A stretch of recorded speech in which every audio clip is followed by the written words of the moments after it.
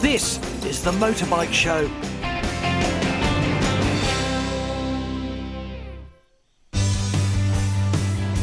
Now, last time I introduced you to the heady delights of my Saxon chopper, a raked out, blinged up custom bike dinosaur, which once was the height of fashion, but it's now about as cool as dancing with your sister. The custom bike scene, though, is far from dead, as I'm about to prove.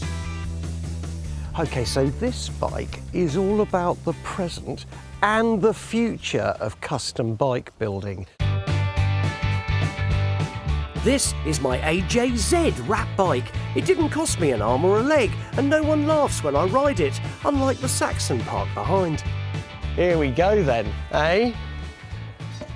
You couldn't see probably two motorcycles so different, but the lineage is absolute, from this to that. Now this is my shed built, and that's the critical word, shed built custom rat bike. A bike like this cost, well, a couple of cups of coffee and asking a mate whether you could actually have his wrecker that's in the shed. This, on the other hand, prices start at about £20,000. Now, this particular rat bike is actually a mongrel, right? It's all different kinds of breeds.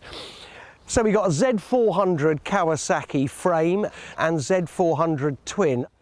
We've got a DTR 125 off-road front end. We've got a Bates style headlamp, bobber headlight.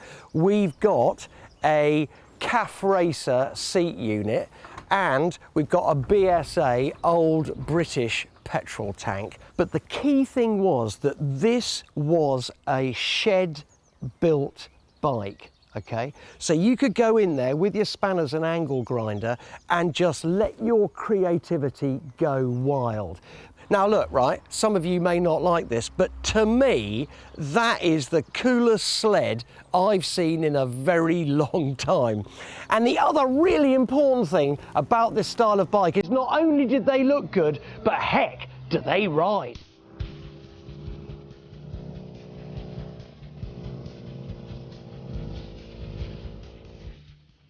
It may be a ragbag of components that were never intended to go together, but somehow the sum is greater than the parts. True, if you get anywhere near to 60, you start to feel a little nervous, but below that, it handles great. And though it might not look as jockey box as the Cotswold villages I'm riding through, it's just a great little bike to own. Man, hey? Every time I get on Rattus, as I call her, I've got a grin on my face. This thing will go anywhere, and if it can't, who cares? I believe this bike really epitomises the future of custom motorcycle building.